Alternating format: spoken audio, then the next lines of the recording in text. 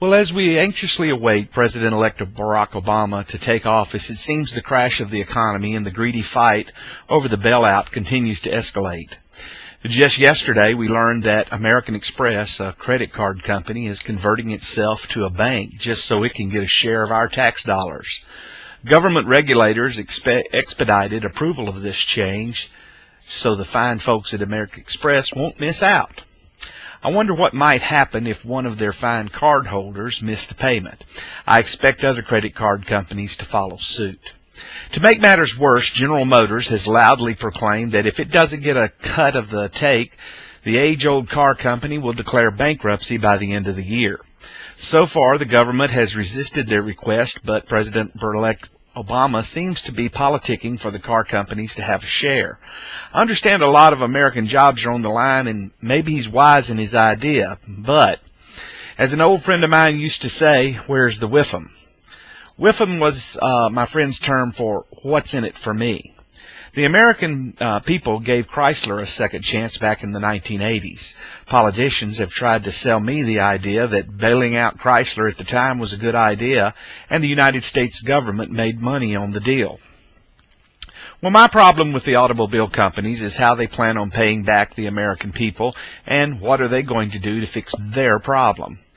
General Motors decided building bigger gas guzzlers such as the Hummer was a good idea, and some greedy consumers bought the idea.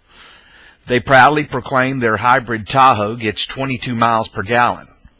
What is this? My Festiva got 40 miles per gallon, and I bought it in 1992. So what have we learned? Well, that's enough to be said about the car makers.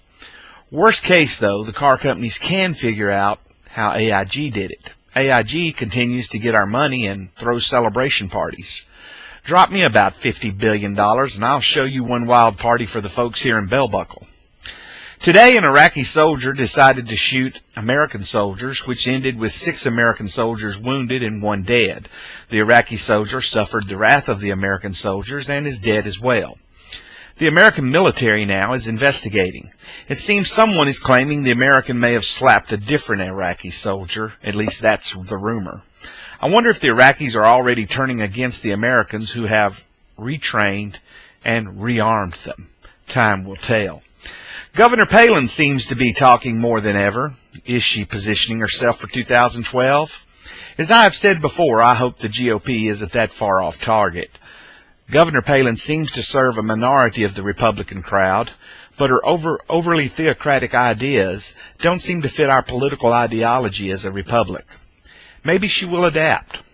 But Senator McCain even gave her a small punch in his recent appearance on television, mentioning the tendency for Governor Palin to, quote, go rogue.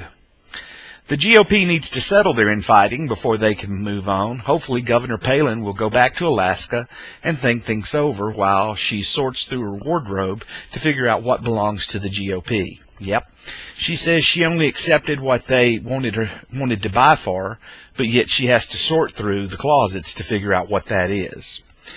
President-elect Obama is sorting through the stifling pile of President Bush's off-kilter executive orders. Everyone predicts his first act will be repealing some of the hindrances to American progress. It is comparable to taking a broom to the Oval Office and cleaning out the cobwebs. I'm not sure how long it will take, but the Oval Office is long overdue for a cleaning. January 20th still seems a long way off, and we can only hope President Bush doesn't stumble anymore.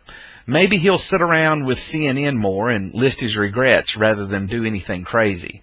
Finally, to those who dread the Obama administration and label him a socialist, I hope you aren't accepting any of those upcoming stimulus checks. Just return them back to the government, because that might be socialistic. In fact, I hope you didn't accept the last one. Oh, and please make sure you aren't working for one of those companies getting the free money. Oh, you might also want to avoid food stamps or any unemployment benefits. That would stain you with so-called socialistic ideas that we are using to get us out of the Bush sinkhole.